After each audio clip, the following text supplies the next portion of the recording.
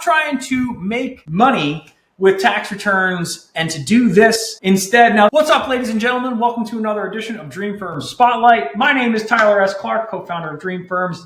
What we're here to discuss with you today is to stop trying to make money with tax returns and to do this instead. Now, this is the sacred cow and quite frankly has been a cash cow in the accounting and tax space for quite some time, which is those tasty 1040s, those year-end tax returns, both on the business and the individual side. So why in the world would I say to stop trying to make money with the historical cash cow? Well, here's the deal, is that I consider the tax return to be what the client really wants. And there's an old adage in sales and marketing that is super, super useful in this context, which is sell them what they want, but give them what they need. And so why I say stop selling tax returns is that as that standalone service, and when you have an overabundance of it, because generally speaking, it's what the market wants, there's way more people who need to buy standalone one-off tax services than would like to buy business services or even potentially tax planning.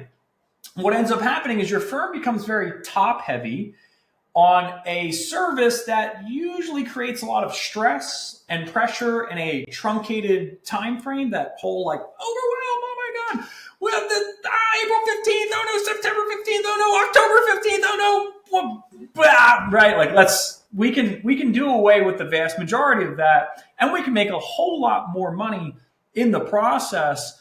And here's how.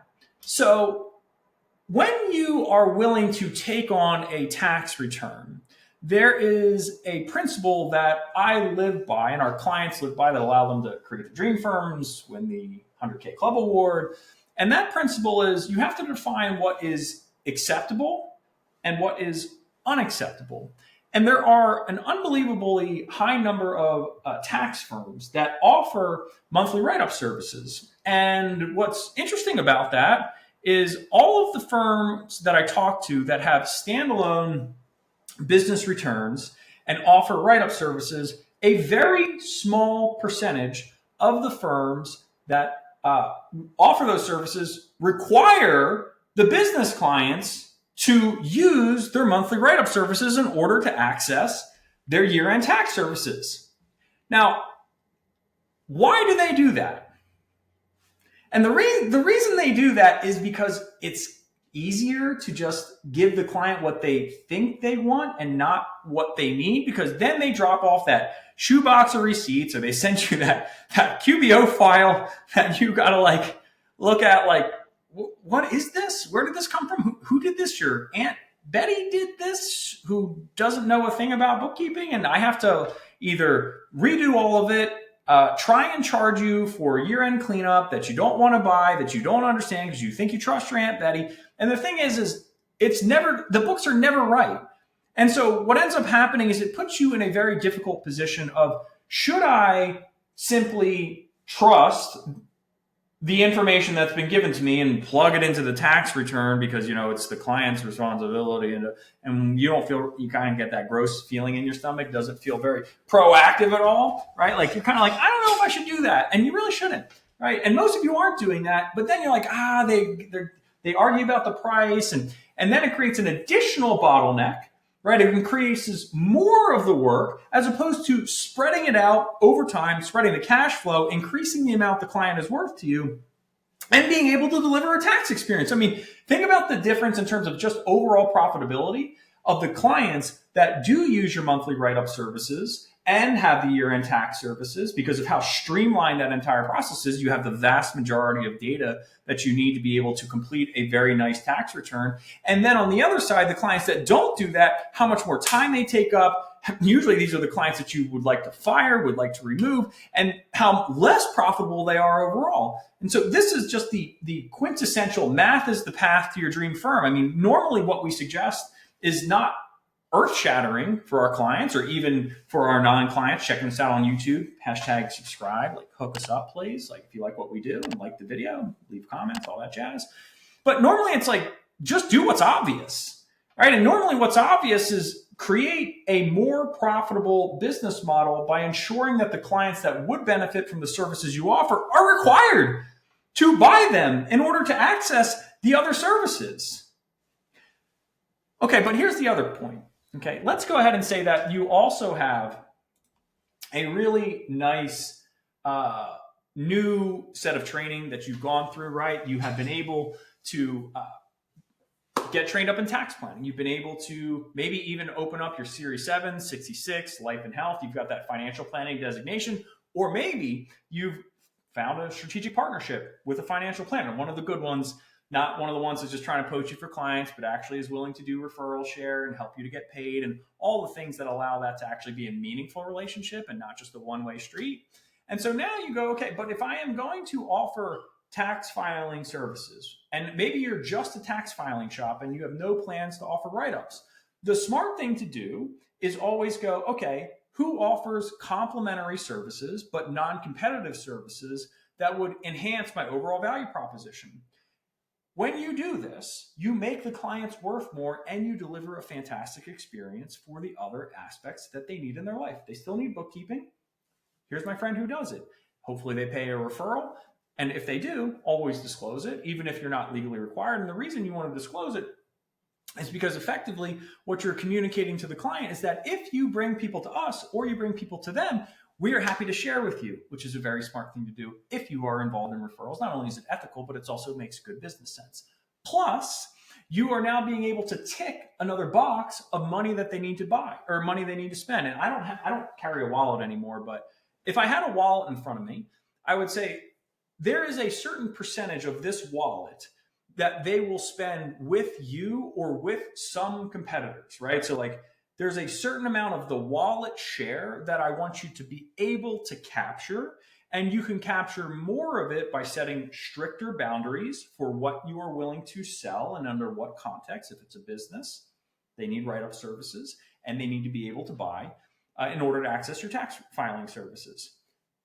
And if you have tax planning services, same thing, right? Like if you're above a certain threshold, it's not optional whether or not you buy tax planning services. It's literally a requirement for our firm to be able to deliver A+ services. And the reason you want to have only A+ service delivery, yes, it makes you more profitable, but more importantly, you deliver a premium experience to the client.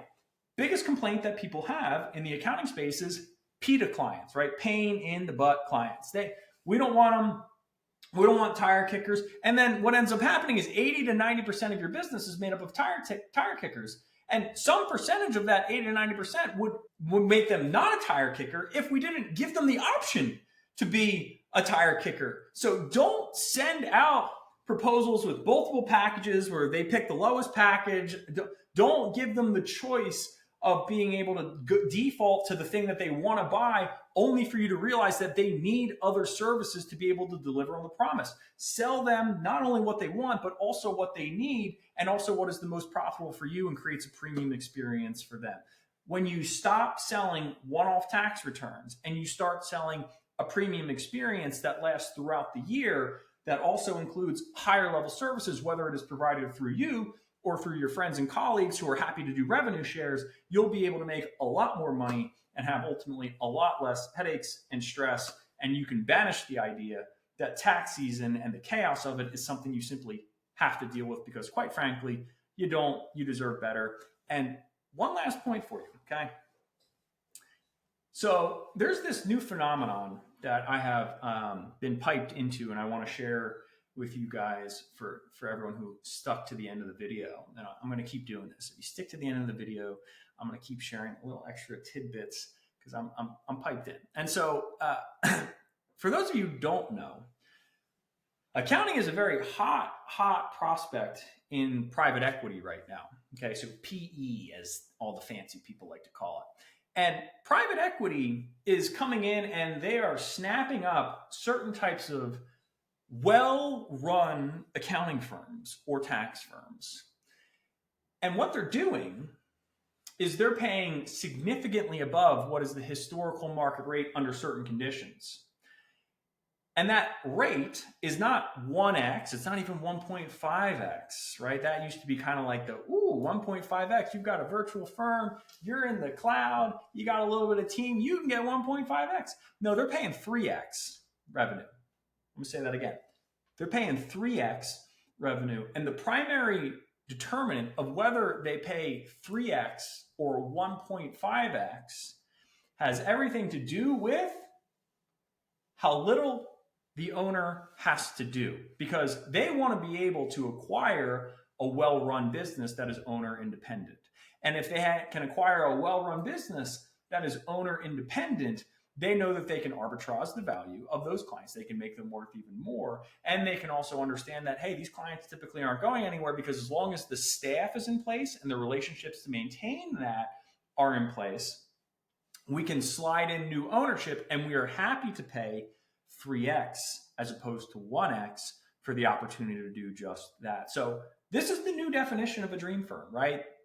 I know everyone can have their own definition, but the new definition of a dream firm is completely owner removed, able to earn an extreme premium for your practice or your firm, where you are doing nearly none of the work and you have an extremely high LTV for your clients, because you're not just selling tax returns. And if you are even just selling tax returns, you're selling tax returns in such a way that it is independent of you needing to touch them. And that means that you can secure a significantly higher multiple for your firm. And I'm looking forward to helping you to do just that. So that's what I've got for you today. Thank you so much for checking out today's Dream Firm Spotlight. My name is Tyler S. Clark. Remember to stay proactive at all times, because that is a prerequisite to creating the firm of your dreams. And I will see you on the next Dream Firm Spotlight. Remember, only you can create your dream firm, but we are here to help you every single step of the way. Have a fantastic rest of your workday. Have a wonderful Thanksgiving. Stay thankful for all the things you've got in your life, and know that it is only going to keep getting better and better as long as you stay proactive. And have a wonderful day. See ya.